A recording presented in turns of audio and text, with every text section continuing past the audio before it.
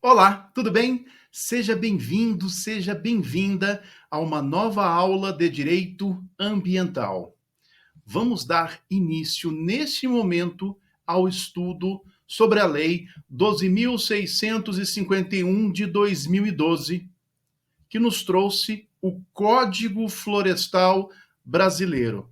Esta aula, em especial, versa sobre os aspectos propedêuticos, os aspectos conceituais do Código Florestal, bem como de uma área em específico, as áreas de preservação permanente. Porque nós teremos uma segunda aula em que o estudo será focado na reserva legal. Pois bem, Código Florestal, Lei 12.651 de 2012, é uma lei que se caracteriza como norma geral. Um tópico muito importante, sem dúvida alguma, na nossa disciplina, é a divisão das competências constitucionais entre os entes federativos. Uma discussão que já fizemos. No que se refere à competência legislativa, temos como ênfase o artigo 24 da competência legislativa concorrente entre a União, os estados e o Distrito Federal. Nesse sentido, a União edita normas gerais. E o Código Florestal é uma norma geral. Isso fica, inclusive, evidenciado logo no artigo 1º caput do Código Florestal. Esse dispositivo, inclusive, ele, além de caracterizar como norma geral, ele vai trazer os objetos, aquilo que é tutelado pelo Código Florestal. E o que é tutelado? Vem comigo. Artigo 1º-A. Esta lei estabelece, olha como é que isso já está caracterizado, normas gerais sobre a proteção da vegetação, áreas de preservação permanente, objeto da aula de hoje, hein? Aula de hoje, vamos falar sobre as áreas de preservação permanente, popularmente conhecidas pela sigla APP, e as áreas de reserva legal, próxima aula. A exploração florestal, o suprimento de matéria-prima florestal, o controle da origem dos produtos florestais e o controle e prevenção dos incêndios florestais e prevê instrumentos econômicos e financeiros para o alcance de seus objetivos. Pois bem, Código Florestal, norma geral. Norma geral. E aí nós temos as principais áreas florestais, como APPs e reserva legal. Aliás, é importante, já que eu estou falando aqui dos objetos, aquilo que é tutelado, o Código Florestal tem como objetivo o desenvolvimento sustentável. Esse é o objetivo geral do Código Florestal. Esta compatibilização entre atividades econômicas e a proteção ao meio ambiente que vai se revelar por meio, ou que deveria se concretizar por meio do desenvolvimento sustentável, conforme o Código Florestal. Algo importante a destacar é que tanto as florestas quanto as demais formas de vegetação nativa no nosso país são bens de interesse comum a todos nós, a todos os habitantes do nosso país. E o que isso significa? Significa que os direitos de propriedade, ou o direito de propriedade, no singular, deverá ser exercido observando as prescrições, dentre outras, mas especificamente aqui, do Código Florestal. Que fique claro que as florestas e demais formas de vegetação nativa são bens de interesse comum de todos nós. Vamos ao seguinte, vamos ler o dispositivo, que deixa isso muito claro. Na verdade, é o artigo 2º caput do Código Florestal. As florestas existentes no território nacional, no Brasil, e as demais formas de vegetação nativa, reconhecidas de utilidade às terras que revestem, são bens de interesse comum a todos os habitantes do Brasil, a todos os habitantes do país, exercendo-se os direitos de propriedade com as limitações que a legislação em geral e especialmente esta lei estabelecem. Artigo 2º, caput do Código Florestal. E aí você pode me dizer assim, ok, Fabiano, então o direito de propriedade deverá ser exercido conforme as prescrições do Código Florestal. Exato. Vamos dar um exemplo? Algo, inclusive, muito, muito recorrente em prova, o que eu vou verbalizar com você agora. As obrigações estabelecidas pelo Código Florestal têm natureza real e são transmitidas ao sucessor de qualquer espécie, compra e venda, doação e tudo. Elas são transferidas porque têm natureza real. Por outras palavras, se eu faço a aquisição de um imóvel rural, isso é para imóvel rural, especificamente aqui, e eu tenho lá alguma pendência com relação às áreas de preservação permanente, APPs, ou ainda com relação à reserva legal, o adquirente, ele é obrigado, por força aqui do próprio Código Florestal, a recompor, regenerar, cumprir a obrigação correspondente. Então veja, as obrigações estabelecidas pelo Código Florestal têm natureza real e são transferidas ao sucessor de qualquer espécie. Para os imóveis rurais. Para os imóveis rurais. Portanto, comprei uma propriedade, tem um passivo ambiental, sou o responsável pelo passivo ambiental. Ah, mas quem cometeu foi o proprietário anterior. Perfeito, ok. No que se refere à recomposição, no que se refere à regeneração, é o atual ocupante aqui, o proprietário, o posseiro. Não importa, porque tem natureza real. Essa discussão ela já existia anteriormente ao Código Florestal. Temos aí a obrigação propter rem. Obrigação propter rem. E aqui agora evidenciado no parágrafo 2º do artigo 2º. Artigo 2º, parágrafo 2º do Código Florestal, traz aqui a natureza real das obrigações que são transmitidas ao sucessor, de qualquer natureza aqui, no caso dos imóveis rurais. Essa é a disposição do Código Florestal para que você visualize. Vamos avançar?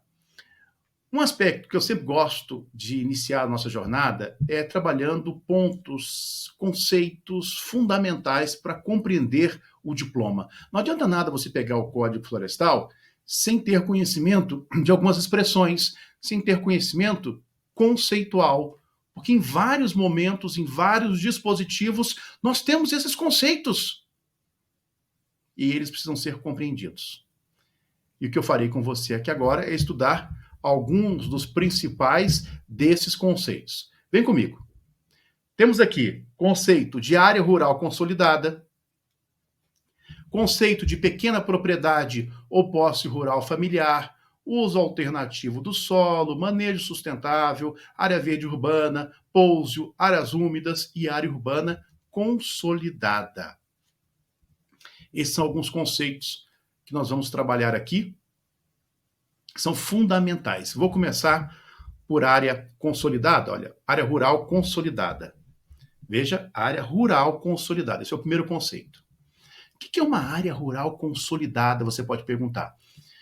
É a área de imóvel rural, pensa bem claro, ó, rural, com ocupação antrópica, isto é, ocupação humana, pré-existente a essa data, ó, 22 de julho de 2008, com edificações, benfeitorias ou atividades agro-silvopastoris, admitida nesse último caso a adoção do regime de pouso.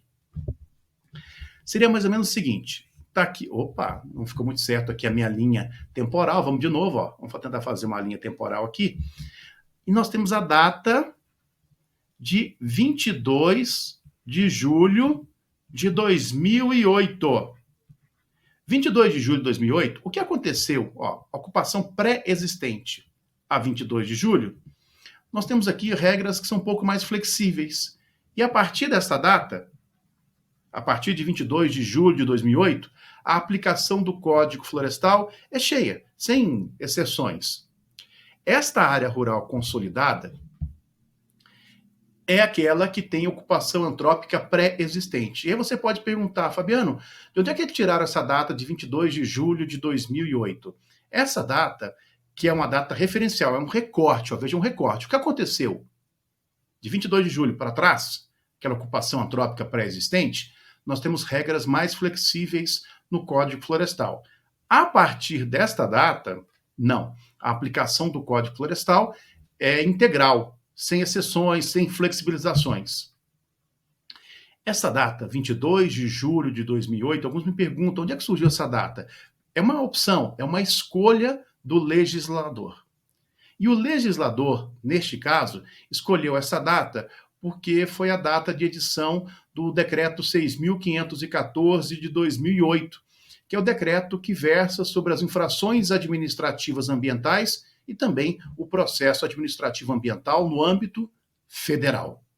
Veja, foi uma escolha do legislador. E ele escolheu esta data, que é a mesma data do Decreto 6.514 de 2008. Quando efetuarmos o estudo da responsabilidade administrativa em matéria ambiental, indiscutivelmente temos que estudar esse Decreto 6.514 de 2008. Ok? Então, atenção para essa data. Cai em prova? Muito. Se você estiver respondendo questões, possivelmente você já se deparou com essa data de 22 de julho de 2008. Sigamos, vamos para um outro conceito. Pequena propriedade ou posse rural familiar.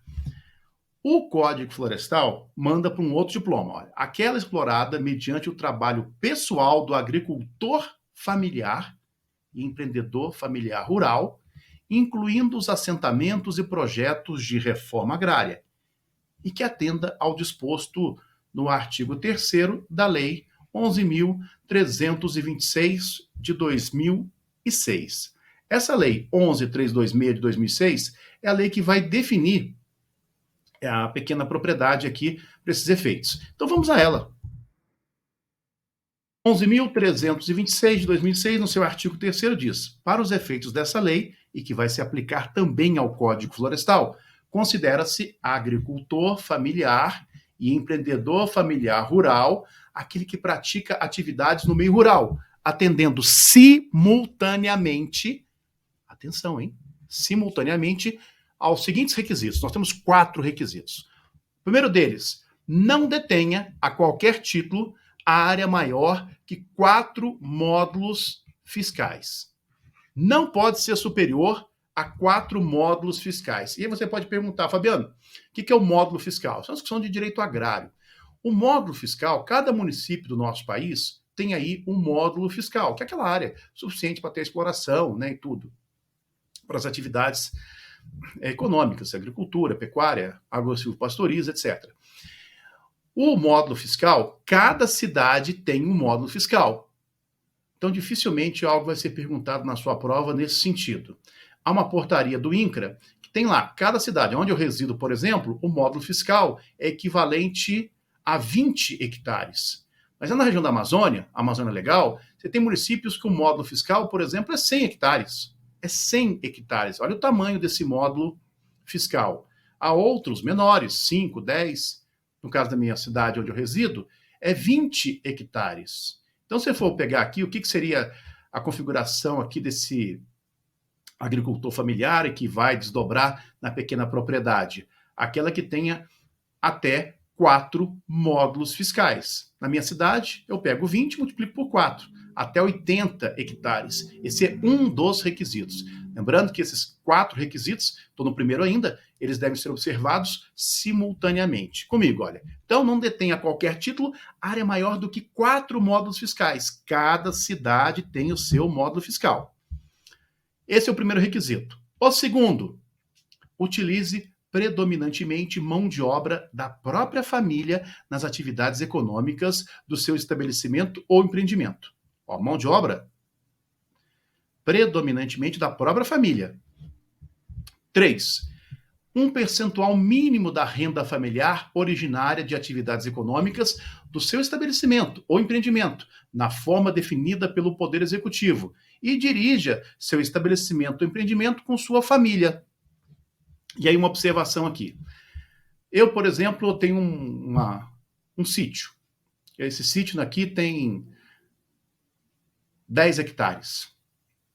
Nossa, é uma pequena propriedade. Para esses efeitos aqui, não. Para configurar agricultor familiar, empreendedor familiar rural, não. Porque um percentual da renda tem que vir da onde? Dessa propriedade. E não é o caso aqui nesse exemplo que eu estou referenciando. Esses quatro requisitos devem estar conjugados simultaneamente, para que eu tenha esta configuração conforme aqui esta lei, com implicações diretas no Código Florestal. Só mais um apontamento, que é o parágrafo 1º, que diz, ó, o disposto no inciso 1 do caput desse artigo não se aplica quando se tratar de condomínio rural. Ó, condomínio rural ou outras formas coletivas de propriedade, desde que a fração ideal por proprietário não ultrapasse 4 módulos fiscais. Veja, no que se refere ao tamanho, que o módulo fiscal é fundamental para essa definição, o tamanho. É importante que você memorize, não superior a 4 módulos fiscais. E ponto. Tá ótimo. Eu dei um exemplo aqui, evidentemente, para você visualizar. Outro conceito importante é o uso alternativo do solo. Vem comigo, olha. O que é o uso alternativo do solo? É a substituição de vegetação nativa e formações sucessoras por outras coberturas do solo, como atividades agropecuárias, industriais, de geração e transmissão de energia, de mineração e de transporte, assentamentos urbanos ou outras formas de ocupação humana. O que é o uso alternativo do solo? Eu faço a substituição de vegetação nativa e outras formações sucessoras por outras coberturas do solo. Eu estou substituindo. E aí vem agropecuária, industrial, geração de energia, mineração, transporte, assentamentos urbanos e outras formas de ocupação urbana. Humana, na verdade. Humana. Para exemplificar, eu tirei uma vegetação nativa porque ali nós vamos ter aqui uma área de transmissão de energia elétrica, uma estação, subestação de energia elétrica. Eu faço a substituição da vegetação nativa para ter aí uma área de agropecuária, de atividades agro-silvopastoris.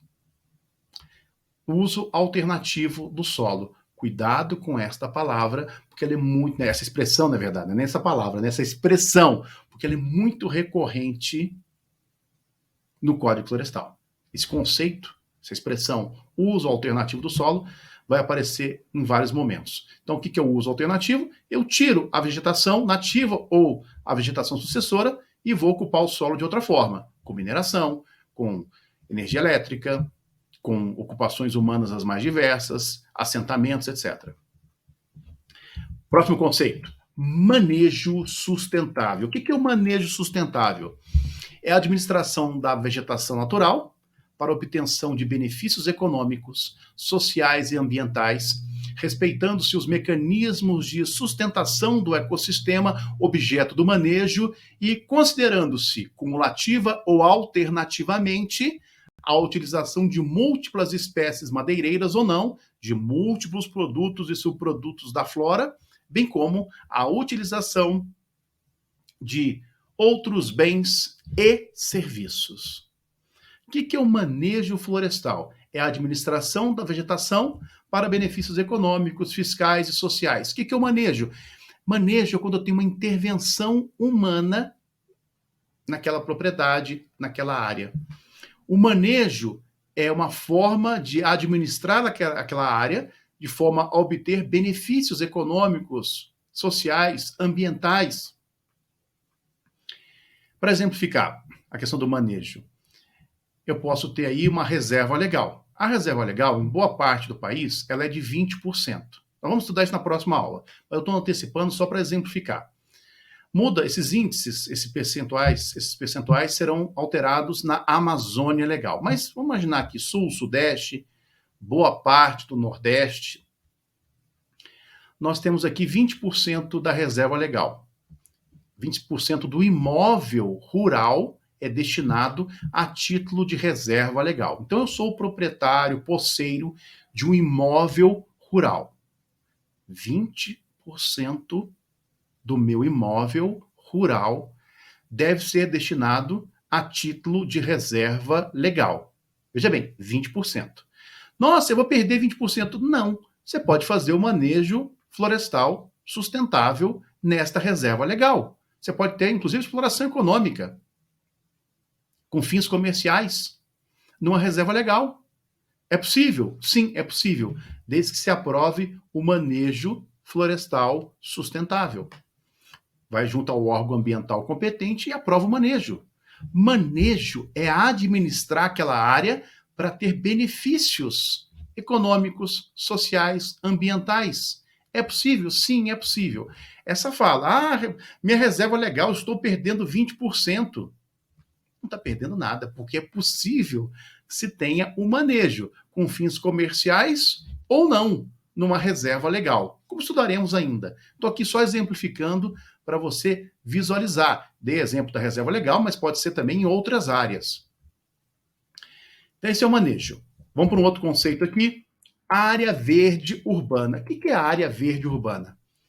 A área verde urbana são espaços públicos ou privados com predomínio de vegetação, preferencialmente nativa, natural ou recuperada, previstos no plano diretor, nas leis de zoneamento urbano e uso do solo do município, indisponíveis para a construção de moradias, destinados aos propósitos de recreação, lazer, melhoria da qualidade ambiental urbana, proteção dos recursos hídricos, manutenção ou melhoria paisagística, proteção de bens e manifestações culturais. Área verde urbana é aquela área destinada, predominantemente com vegetação nativa e tudo. Para quê? Para que eu tenha lazer, para que eu tenha atividade de recreação em contato com a natureza. Essas áreas verdes urbanas, elas são importantes. Importantes para o bem-estar, para a qualidade de vida de todos nós.